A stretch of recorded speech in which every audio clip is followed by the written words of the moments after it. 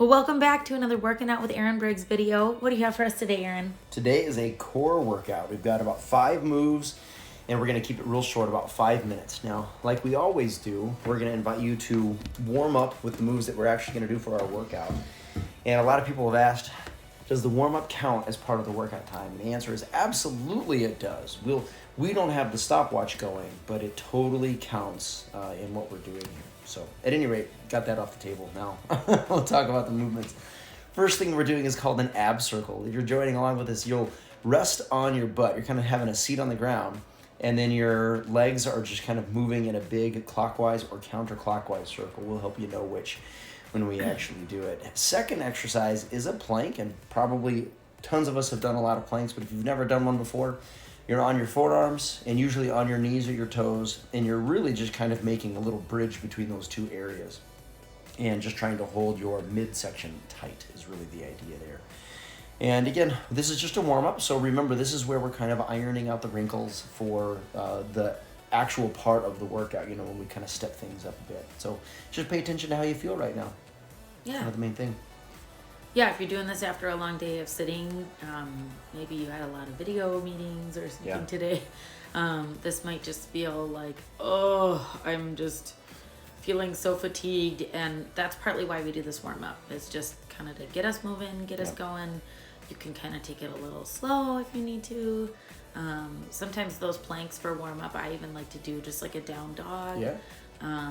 Or even just like a child's pose, and certainly do that. You could do that before you start the video if you want to, or just something to kind of get up and get moving around and help yourself feel good and have fun. Exactly. So far what you've seen us do, and maybe join along with us, is we did a round of ab circles. We did it one direction. We did a plank. We did another round of ab circles, usually the opposite direction. It really doesn't matter if you go the same direction the whole time. I promise it'll work. And then what's special about these planks, right? And here's where you'll actually be doing a plank in the main workout. You'll be doing it for a minute straight. Everything is 30 seconds, but the reason that we're in a minute is if you can see in the background, both Maggie and I have a foot elevated. This is called a 3-point plank. We're looking for you to have about 3 points of contact with the ground. So your 2 arms and one of your legs, and then the other free leg is up in the air. It can be raising up and down or pushing out to the side like I'm doing here, or just kind of an inch off the ground. Really anything will work for you. Okay, so again, we'll be doing 3-point planks for about a minute. And yeah, so beyond that, we're getting ready to go here, right? In the next 30, 45 seconds, we're gonna go ahead and roll. Go ahead and get what you need. Again, if in this case, you don't really need a dumbbell, but if you're realizing, that rug doesn't feel good, you want to go grab your yoga mat or even a cushy towel. Something like that. That can work wonders for you. But yeah, and so again, for the people that love the roadmap, you've got 5 moves. Each move's going to be 30 seconds. We're going to go through this whole thing twice. 3, 2, 1, begin. And the big math for that is 5 minutes. This is a 5-minute core workout. Okay. First exercise, ab circles. We are trying to make clockwise circles. If you're following along at home, I'd suggest doing something similar because you'll hear me say counterclockwise in just a moment, or in a little bit here. Now, one quick point of comfort. Maggie is sitting a little more upright, and she's got her hands on the ground. That's a little less comfortable for me, so I'm reclining a little bit more, and I've got my forearms resting on the ground. Again, you do 3, 2, what works 1. for you. Go into that plank. Plank time. And you know what? If you did ab circles for 40 seconds and planks for 20, it still works. It's still 5 minutes straight of core. Yeah.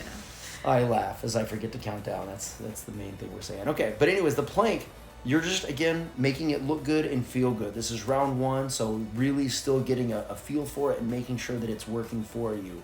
4, 3, 2, 1. Let's transition back to ab circles. This time we're going to aim for counterclockwise. So again, get into whatever posture feels best for you. Remember, straighter legs and bigger circles make this more challenging. Bent legs and smaller circles make it less challenging. So you have almost an infinite way for you to be able to make it easier or more challenging. And then we have a special guest star. Our 5-year-old Lucy gets to join us today. 4, 3, 2, 1. You're going to go ahead and switch to that plank. And remember, we're aiming for 3 points of contact. Now, if that's too challenging for you, if you're thinking, I just can't do it, by all means, Go back to a 4-point plank. Go back to a knee plank. Do what works for you is kind of our banner. You know, it's kind of our rally cry. Always do what works for you. Yep, look and feel good. We're just glad you're showing up. You've got about 6 more seconds here. And remember, we're going to be in plank for a full minute. 3, 2, 1. Go ahead and switch legs, please. And again, I never really like just holding something. I'm biased towards movement. So right. Yeah. It's like part of what makes it go faster for me. So it's like your everyday life. Yeah. I feel like. I don't like to stay in one place very long. I like to keep moving.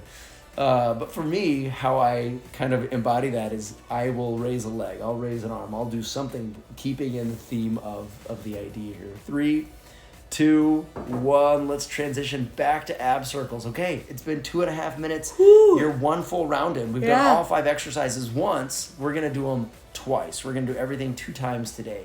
So again, ab circles. And remember, with round 2, usually our intention is to dial it up. And that's what we're going to say. It's also our last round. So it's a double intention of finish well, right? So everything you're doing right now, dial it up a little bit and then finish really well. 3, 2, 1. Let's switch back to that plank. And my absolute favorite way to talk about a plank, whether you're on your forearms or your hands, you're going to see me be in what we call a high position plank. I love linking my breathing to it. So what I'll do is when I breathe out, I just kind of flex everything that I've got, right? Not like a mirror flex where you're trying to make your muscles look big. It's a flex where you're trying to make your whole body hard. You're trying to make it firm. Keep it going. 3, 2, 1. Next up, we are going with ab circles and counterclockwise. So again, you're resting back on your rear. Legs are bent or straight, and then you're making small or big circles. Again, do what works for you and make sure it feels like a little bit of exercise. You're dialed up. You're going to be proud of every single rep. You've got 10 seconds to go. Keep rocking it, y'all. Here we go. 5, 4, 3, 2, 1. Almost done. Let's try that 3-point plank. You've got 60 seconds left. All of it's going to be in plank. Hang tight. You can be low on your forearms. You can be high up on your hands. And again, you're going to play around with 3 points of contact. Now, both Maggie and I this time tried to do keeping up both of our legs on the ground and then raising one arm. If you're trying that, I will normally say it is challenging. It's usually way more challenging than raising a leg up. 3, 2, 1. Switch sides.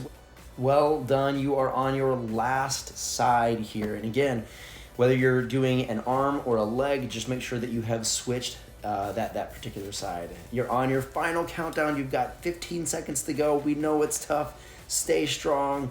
Finish well. 10 seconds. The final one is here. Keep it going. Keep it going. Here we go.